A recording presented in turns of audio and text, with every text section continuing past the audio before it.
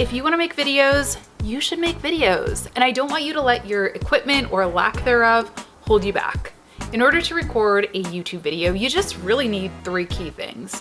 1 is a camera or recording device. 2 is a microphone or audio device.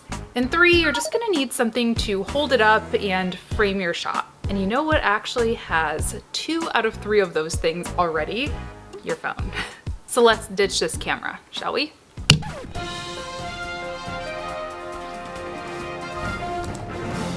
And we've got a camera. So if you have an iPhone or a Google Pixel or any of the newer smartphones, you have a camera that will work. You can see me clearly, I'm lit up, you know, it might not be quite as cinematic or fancy as what I was using earlier, but it definitely gets the job done. The secret to using this camera is lighting, number 1.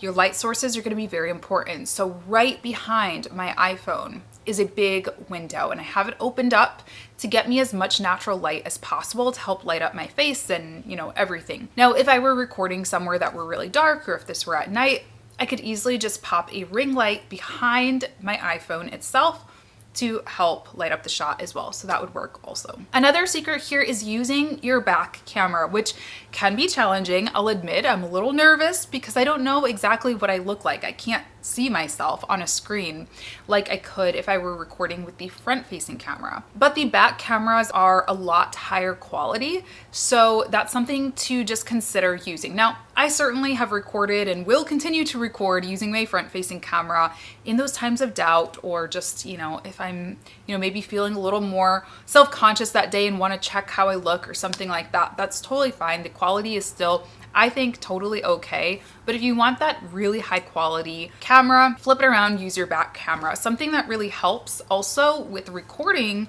on your phone is using a mobile shutter like this. This just connects to your phone via Bluetooth, and I'm able to just click this button and start recording video, stop recording video. If you have it on photo mode, this is how you can take photos of yourself and things like that. So it's just a lot easier than having to get up and press stop, start, and all that good stuff. So that is camera information. Okay, next let's talk about audio, because if you watched any of my videos about YouTube before, including my one about how to start this year, you know that audio is, I think, one of the most important parts of video. People get really concerned about their setup, their lighting, their cameras, but honestly, people will forgive bad quality video. They will not forgive bad quality sound. Now, I've recorded vlogs and things like that on the go just using the iPhone microphone, and it's fine. But if you are really looking to produce high quality YouTube videos, I recommend investing in an external microphone that'll get you much better quality sound. What I'm speaking into right now is called the MV88 Plus by Shure. It's the same brand as my podcasting microphone. If you listen to the Freelance Friday podcast, you're used to that quality, so they should sound pretty similar. It's just a little bit smaller, and it's made specifically for mobile devices, which is really cool. It just sits on top of my camera, or my iPhone in this case, and it works as what we call a shotgun microphone. So it's kind of sticking out like a shotgun, and I'm speaking directly in its general direction. It works pretty well. Now, of course, if I were to be really far away from this microphone, the audio quality would start to, you know, wane a little bit. I'll also say you have to be careful about what's going on in your environment. So, you know, in the summertime, I usually turn off my air conditioner because it can be really noisy. You want to make sure it's not a super busy time of day and you're not hearing a ton of cars drive past, or, you know, whatever might be going on in your life or location that you're recording in. Now, if you do want to do some videos where you're a little bit further away, or maybe you're moving, or maybe you also just want a more budget-friendly option, because this microphone is a little bit pricey. I think it's about $200 at the time of recording this. I think it's well worth it. But if you are on a budget, I really like this one. Actually, I just found this one on Amazon. It's kind of just like a random brand, and this is a little lavalier microphone. So what you do is you connect it via Bluetooth to your phone, and then you just clip it on your shirt like this, or you could just speak into it too. You know, especially if you're doing TikToks, this is kind of like a little trendy thing to do. You can just speak right into it, and it's gonna pick up your sound, your voice that way, and it works really well. You know, it's not quite as high quality as the MV88 that I'm recording on, but I do think it is a much better quality sound than the iPhone itself. So definitely recommend investing in this at minimum. Lastly, the last thing I'll say on sound is if you already have a microphone that you enjoy using, like if you're a podcaster already, for example, I use the Shure MV7 for my podcast, there is actually a way to connect that to your iPhone. And I just learned this a few months ago and my mind was completely blown. I've recorded a few TikToks that way, just speaking into my podcasting microphone, but recording on my iPhone, and the quality is just amazing. It's just a simple little cable. I'll link it down below. And if that one doesn't work for your microphone, just look into, let's say the Blue Yeti. Just Google, can the Blue Yeti be connected to an iPhone? And you should be able to find a good cable that will work for it if it's able to work with your iPhone, that is. Okay, lastly, let's talk about how to hold this whole thing up. So, you actually have to frame your shot. And like I mentioned, if you're using your back camera, this can be a little bit challenging because obviously I can't see myself. So hopefully I'm somewhat in the center, that could be a bit challenging. So something that you can do is phone a friend, right? Have a friend or family member or even your dog, honestly, or like a stuffed animal. I know that sounds weird. When I first started YouTube, I would use like a stuffed animal kind of thing to hold my place and frame my shot. And then I would swap myself in for that object or other person. So that's something that you can do.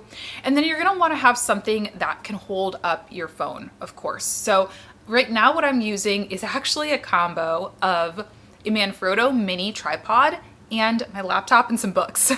So the Manfrotto mini tripod is pretty versatile. It's nice. I actually like to use it for vlogging because you can kind of hold it in monopod style. And you can also use it with regular cameras too. So I use it with the camera that I started this video with as well. The downside to this is that it is very short. And sometimes, it can give you that like up chin look where you kind of, have multiple chins. Like it's just not the most flattering because it's so short. So I like to stack it with some books to give me that height that I need.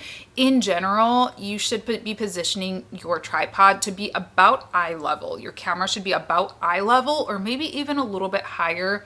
That can give you a little bit of a slimming effect if that's something that you're looking for by positioning your camera up a little higher and then tilting it down. The reason this is important is because that's how people are used to seeing us. People aren't usually, unless you're a child, looking up at us, and so it feels very unnatural. So eye level feels the most natural and warm and inviting and of course flattering as well. If you don't want to use the Manfrotto mini tripod, which by the way, it does come in a video kit with the MV88 Plus, so that's probably going to be your best value if you want an all-in-one kind of deal.